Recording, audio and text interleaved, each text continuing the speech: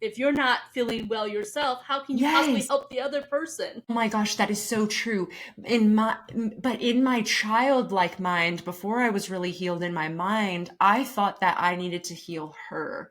I thought that it was my responsibility then to heal her. And that probably part of that came from the brainwashing of having to raise my sisters, and thinking that she was my responsibility and that her emotions were my responsibility, which obviously they are not. And if that is something that anyone feels, that is, it is not true. And so the biggest blessing that came out of my illness or illnesses was really just learning how to focus on me and learning how to focus on how to make myself better. And then I didn't even cut my mom out of my life for a really long time. I thought, You if I could set boundaries with her, I could still help her. Yeah.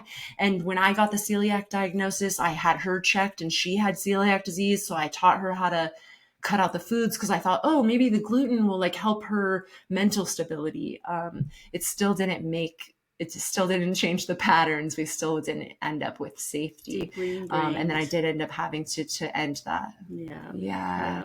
Yeah, and it was after my son was born that I was able to cut that connection. I think, some for some reason, just having a son and loving my children the way that I love them, and just seeing how easy it is to love kids, like, just wow, you really just didn't do she Well, didn't do a good job. right. Well, and like you and I were talking about, it became a matter of protecting yourself and them. It wasn't simply cutting off someone who was inconvenient. Because I do believe you truly do love your mother, even now. It's simply a matter of Yeah, protecting yourself and protecting your family from someone who is not healthy.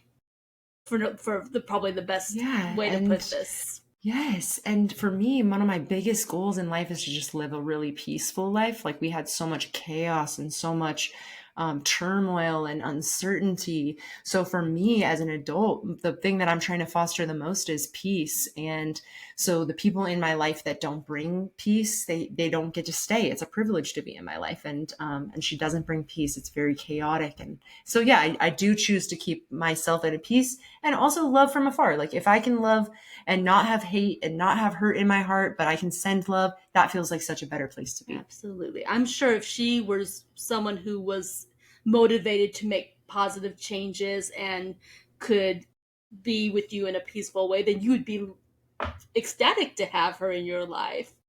But What a it has to dream. What a be dream. Who doesn't want a mom? Yeah. exactly.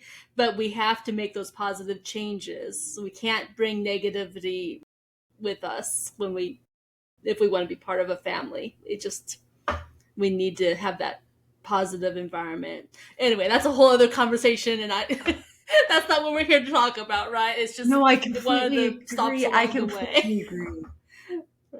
Yes, no, and I also believe that having that peace and having that like feeling of love is the only place we can really heal from our physical body. Because if you're trying to heal your physical body, but you're in a chaotic environment and there's people around that are bringing you that chaos and negativity, that's the opposite of a healing environment. And that's another thing I had to learn, that if I really wanted to feel good, if I really wanted to have energy all day, I needed to make sure that the people who are in my circle are respectful of that.